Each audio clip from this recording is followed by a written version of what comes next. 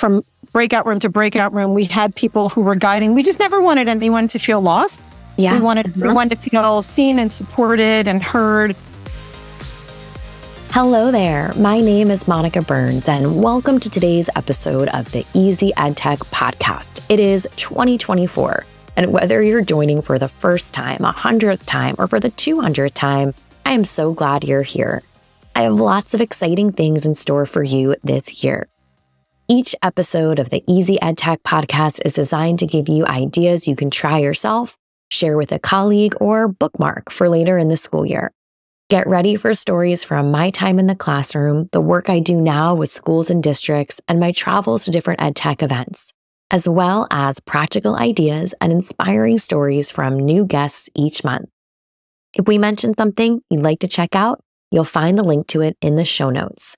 So don't forget to head to my website, classtechtips.com/podcast, for all of the show notes and resources from today's episode.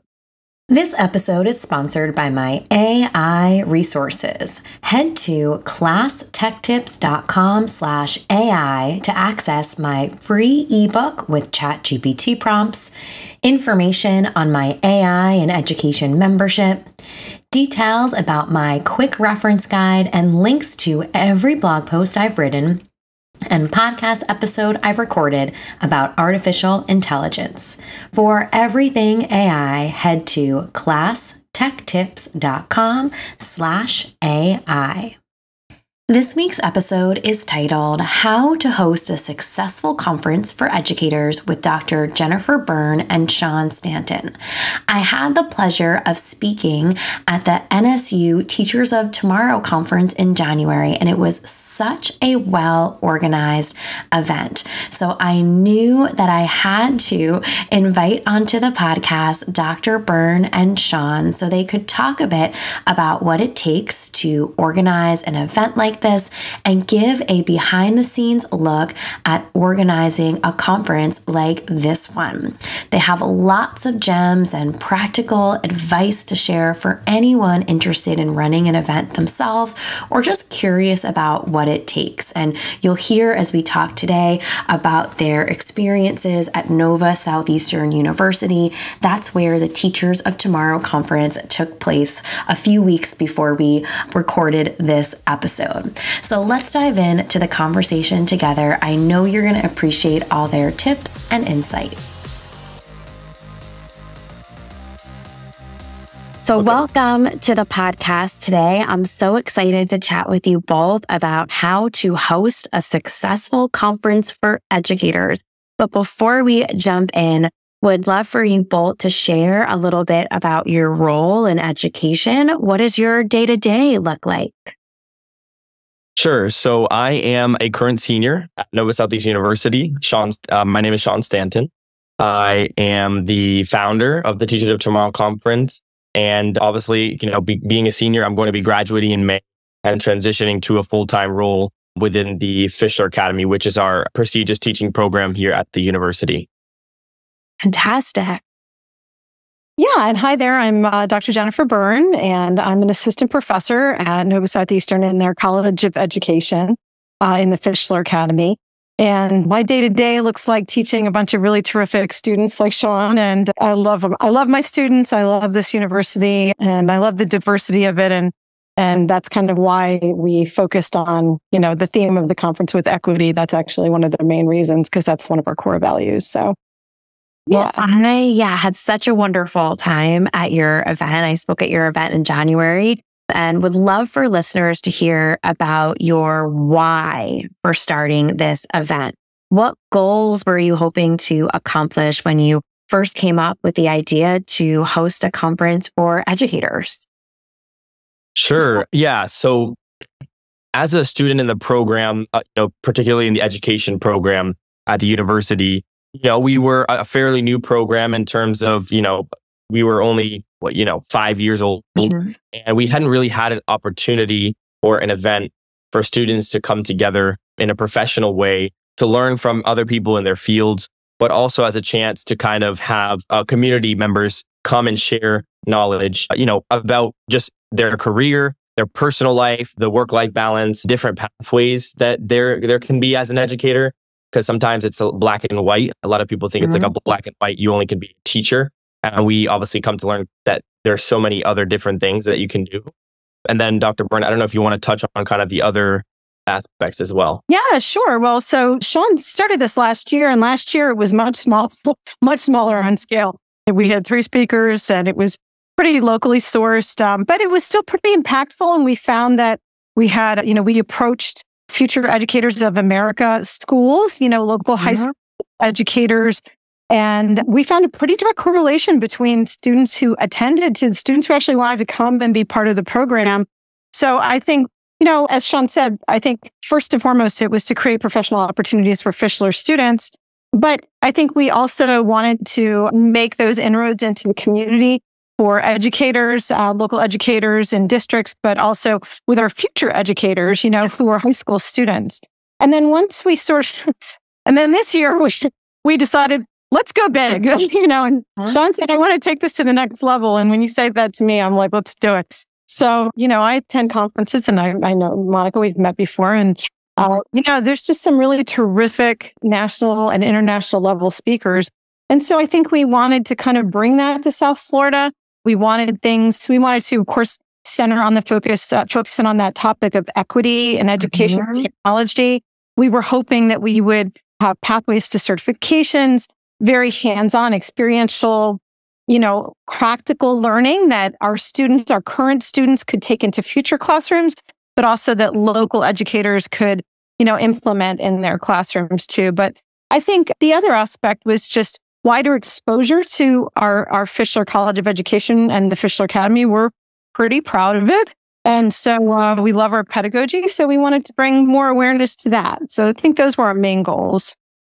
It was so wonderful being in your gorgeous spaces and just the energy there and watching the students, right, who are there.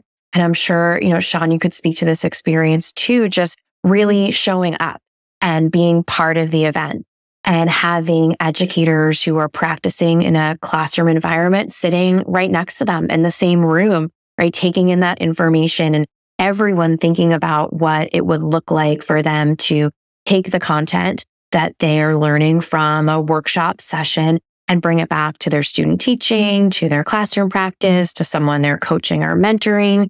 So how do you make sure your content for a conference like this aligns with the evolving needs and challenges being in a classroom? Sure. So I'll start kind of, and then we'll touch on, Dr. Berne can go into the professor side of it. But from the planning side for the conference, it was important for us to partner with the Future Educators of America schools, because those schools also align with our pedagogy within our program. They're all designed for, obviously, teachers to be entering the classroom once they have their degree. So that was important for us to include, especially considering that it was a future educator conference. But I think also just making sure that there was a variety of educators with the conference. I mean, it's great sometimes when you have like a conference and maybe it's a specific population, but we really tried and we focused. I mean, obviously we were, this year the topic was equity, but also diversity is important. So we had, like we mentioned, we had about 45 high school students. Then we had probably 50, students from our program, many students from outside of our program, educators that were in their first year, and some that were retired after work 45 years. So for us, I think having that energy, having that diversity is what really allowed us to talk best about, those topics that are challenging in the classroom right now. And then Dr. Berne, I don't know if you want to talk about the more specific details. Sure. Well, I mean, I think that, Sean, you hit on a lot of that. We're a South Florida institution. And when you think about it, Miami-Dade County is the 3rd largest school district in the country. Broward is the 5th largest, or I think the 6th largest. And then Palm Beach is the 10th largest. So, just within our Tri-County area, it's a huge population, but we have a tremendous amount of diversity. And NSU is a minority, I think it is actually, it's majority minority or minority majority, but we have a tremendous majority of minority students at our school. And we're really pretty proud of that. We also try and, we are very attuned to the standards. So we talk, my students are probably tired of hearing me talk about standards, but I do talk a lot about standards, whether it's CAPE or FEEP or ISTE or the next gen science standards or, AP, IB, ACE, Florida Best, like everything that we try to make sure that everything is aligned to what they're actually going to need to be teaching in the classroom. And so, but I think but also my colleagues, we attend national and regional conferences, we present, but we try to learn best practices and then bring them back and share them with our community. So, I tried very hard to bring, oh my gosh, I think we just had such phenomenal speakers. I was just so honored to be up there with you all, just the brains and the hearts around me. So I thought that was, and I think you could, like you said, the energy was really great. Okay. But I think that we also try to focus on bringing innovation into the classroom and that idea of, thinking about that, whether you're a brand new teacher, whether you're a future teacher, whether you're a veteran teacher, we can always learn, like everybody, every day. We can always learn and we can always, hopefully, we're very student-centered, but hopefully, as we educate our educators, hopefully we teach them to have student-centered classrooms, where everyone is learning together, So I think that was part of our goal, Yeah, no, and as, someone who is in all the spaces and chatting with people right throughout the event, it really felt like that was some of the big takeaways for participants. And I know, Dr. Berne, you and I were chatting in Orlando a couple weeks or maybe 2 weeks after the conference. And I know one thing I shared with you there that I want to bring up and talk about so listeners can consider it too for their own planning is how much I love the way you included time for networking and conversations. Part of that, was that the space we were in was so conducive to just moving about a little bit, maybe finding another circle to join to talk about things. What were some of the considerations you had when designing the schedule for your event? Great question. So obviously this type of event, when you're planning something like this, I learned it the hard way, but I think the right way. The first year you try to do it all yourself and you have a group of 3 to 4 people that you can really trust. And so this year what we did was we still got a group of amazing people, but we needed more hands on deck. That's why we brought Dr. Berne on board and why we had 6 other students that were part of the strategic conference planning team. And so we spent a lot of time planning, and we purposefully tried to make sure that, we wanted to strike a balance between having 190 people in one room, but also making it feel like you could have a one-on-one personal conversation with people. And I know that something we talked about a lot during our planning was to make sure that, okay, we know that we need 15 minutes for this time slot to get people here to there, but we're going to allocate 25 minutes because, if you run a conference like a tight ship, it's not going to go well. And even when things were off schedule, even when the group panel went 10 minutes overboard, I was like, oh, we're 15 minutes past schedule. But nobody else in the room other than the people planned it knew that we were off schedule. And it's because we purposefully designed it backwards, knowing that we were going to have these different times allotted for things that we're going to run over or some things that might go shorter as well. And I think, as an attendee and participant, right, in addition to speaking, you could feel just sometimes there's an event, there could be a little tension, right? When everyone's like, oh no, right, this one thing, right? And it didn't feel that way, right? I think everything that happened at your event felt so intentional, right? And purposeful, and was just really a special schedule with, you felt like you could stop and talk to someone for a couple minutes and you weren't running, and that you could have those conversations where there may be a learning from someone who is not in a formal role, right, at the event, but they shared a takeaway or a connection that they made. And I think that's really, really powerful. So, as you're thinking about what other people might be receptive of for their own planning and reflecting even as you're growing this event, are there any must-have software solutions you'd recommend to someone who is interested in organizing an event for educators?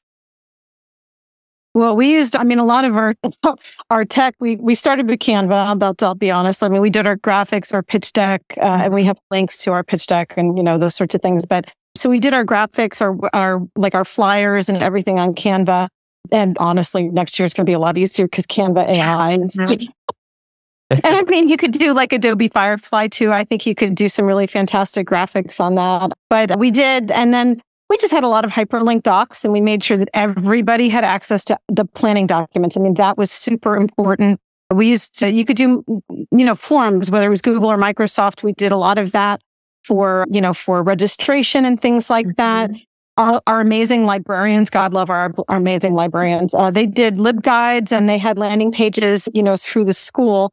But a lot of stuff that we created and then sent to them, and they were kind enough to host it. We, of course, had Zoom.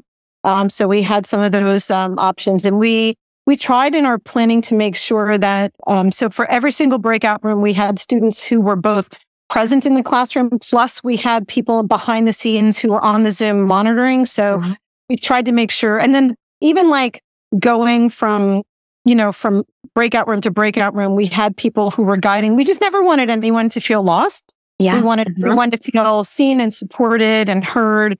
And I think that, we did social media communication. So Instagram, X, Twitter, whatever you want to call it, Facebook.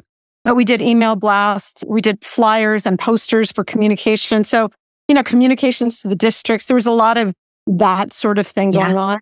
I think next year we're talking about maybe investigating conference planning apps, but we're going to more conversations to have in the future. But I think for one other little thing, it's not an app, but I would say with a nod towards UDL, we tried really hard to make sure that every participant was supported, had access. Yeah. We had squishies on the table for people that they could take home. We tried to make sure that the slides were accessible afterwards. We tried to make sure that every accessible format. So I think that was something that we tried to do. I mean, we can always get better, but I think that's something else that thinking about like CAST and UDL, that's something I think is really important. And even just as you're talking about some of the tools that you all use, I mean, a lot of them are familiar tools that people might use in other ways and not realize that they could repurpose, right, as part of the planning and organizing. And even just, you mentioning Canva, hyperlink docs and forms, right?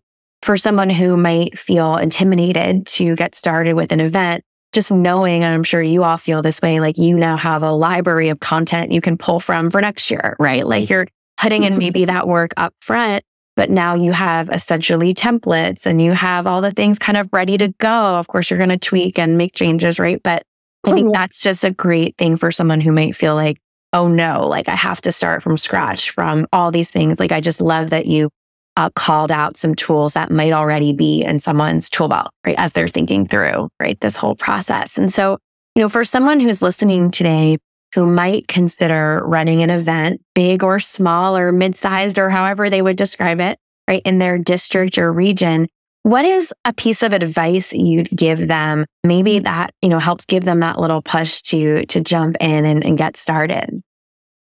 I love this question. So I think a key specifically to what we have done and a lot of the feedback that we have gotten, because feedback is very important. A lot of that feedback that we've already went through, we invited 6 of these nationally recognized speakers, obviously you being one of them.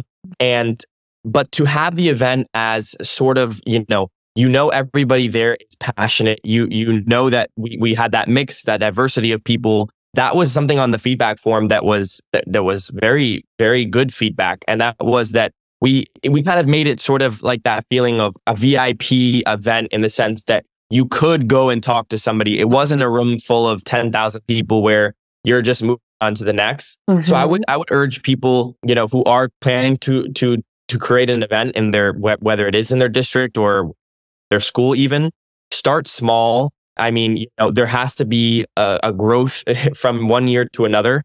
So, I mean, something that we've learned for sure is that we went the first year from 75 people to now 190. So that's growth.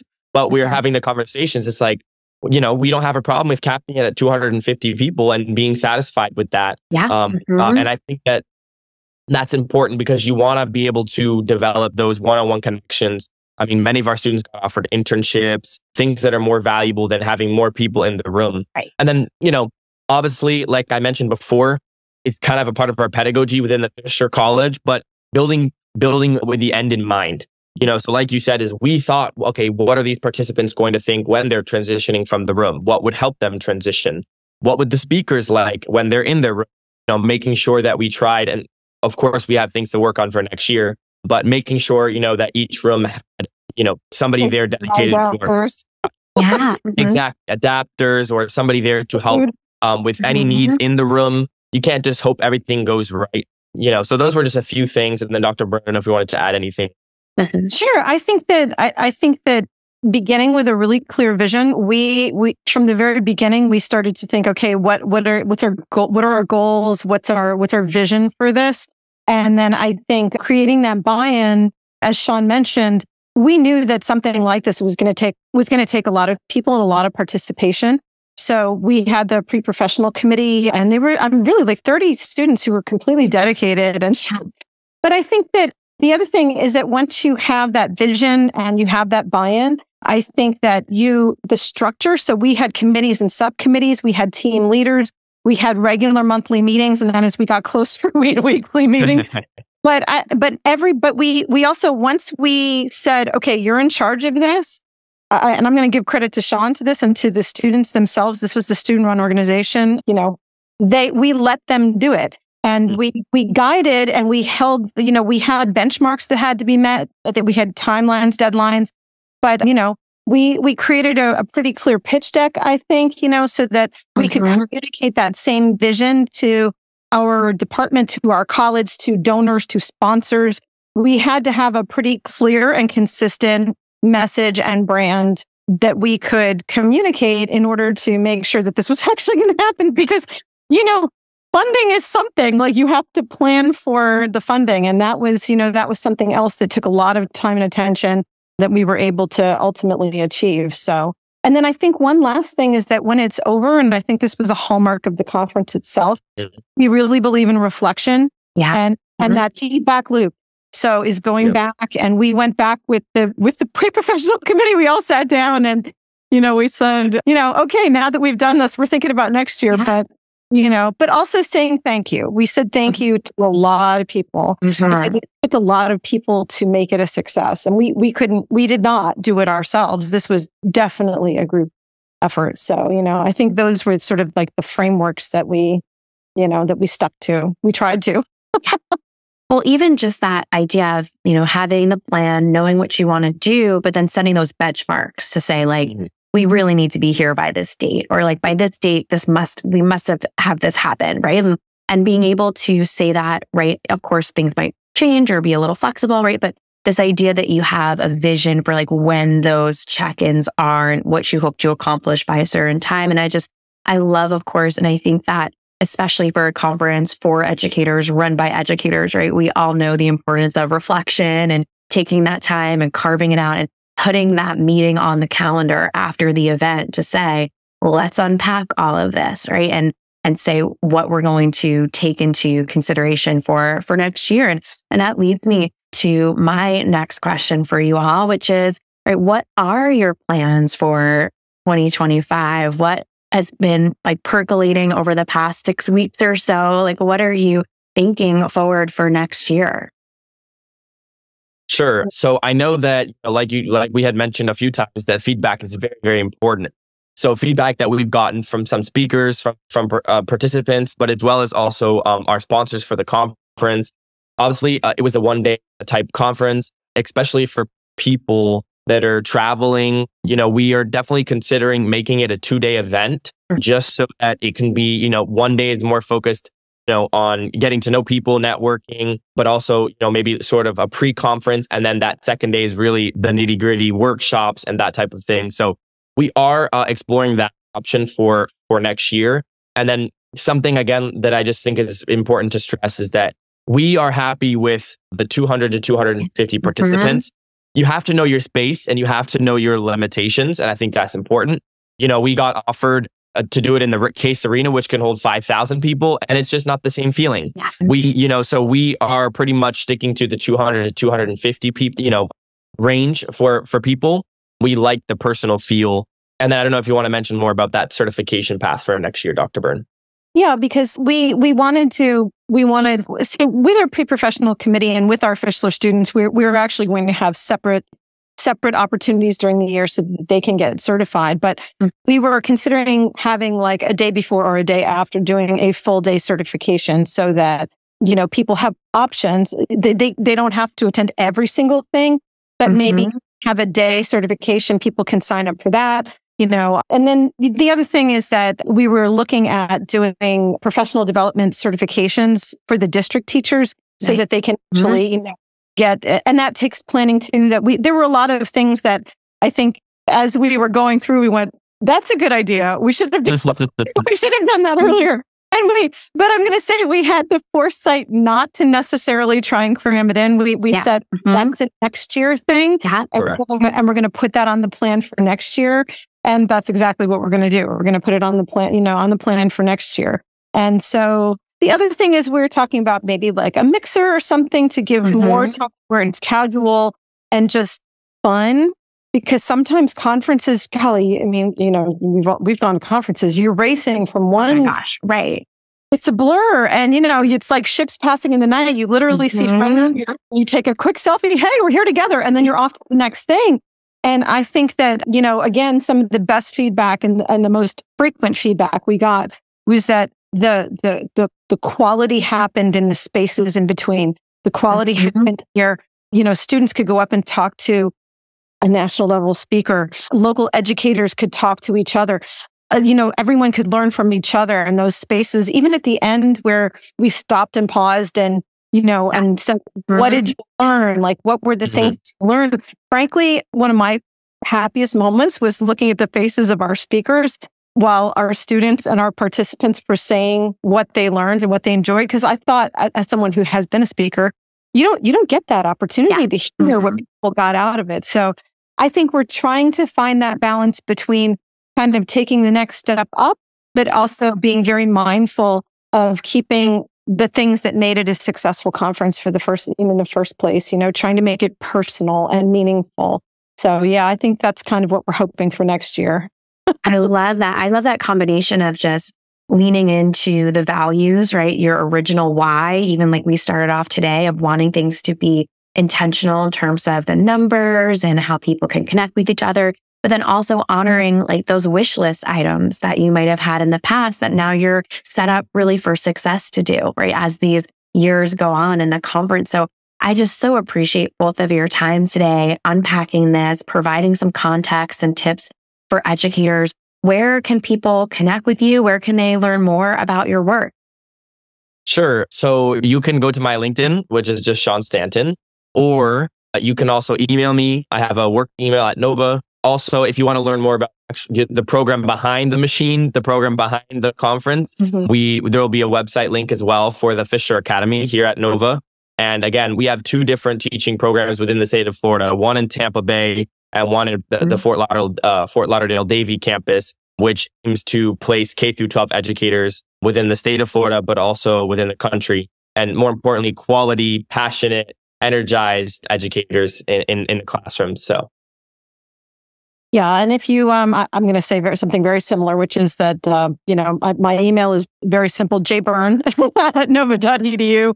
I'm on X, Twitter, whatever you want to call it, Instagram. My LinkedIn is the same thing, Jennifer Berne. But we also, our director, Dr. Luke Williams, his email, he's also through Nova. And, you can look up NSU, Fischler College of Education and Fischler Academy. And, we've got a lot of really great programs, but it's the people that make it. It's really is the people, the students and my colleagues. I just can't say enough about it. I'm thrilled to be a part of it. So. Well, thank you both so much for your time and your insight and just for joining today. Thank you. This has been super fun. I'm so glad that Dr. Berne and Sean could join today to give a behind-the-scenes look at this special event. I'll put some links here in the show notes so you can learn more, of course, about their work, but also stay tuned for things that are coming up on the calendar and events that they're running. But let's make this EdTech easy like we always do with a few key points from today's episode. Consider your primary goals for the event. Use tech tools to create templates. collect and review reflections after the event. Remember, you can find the show notes and full list of resources from today's episode, along with all the ways to connect with Dr. Jennifer Berne and Sean Stanton by heading to classtechtips.com/podcast and finding today's episode number 260. If you're listening to this on Apple or Spotify or another podcast app, you should see a link to the show notes. It kind of looks like a link to a blog post, but it'll take you back to my site directly to the episode. This episode is sponsored by my AI resources. Head to classtechtips.com/AI to access my free ebook with ChatGPT prompts, information on my AI and education membership, details about my quick reference guide, and links to every blog post I've written and podcast episode I've recorded about artificial intelligence. For everything AI, head to classtechtips.com/AI. This March, we'll celebrate 5 years of the Easy EdTech podcast. To help celebrate, I'm hoping you can do us a favor. Leave a rating or review for the podcast wherever you're listening today. Spotify will let you tap on the stars, and Apple Podcasts will let you tap on the stars too and leave a 1 or 2 sentence review. A big thank you in advance for helping us get ready to celebrate this March.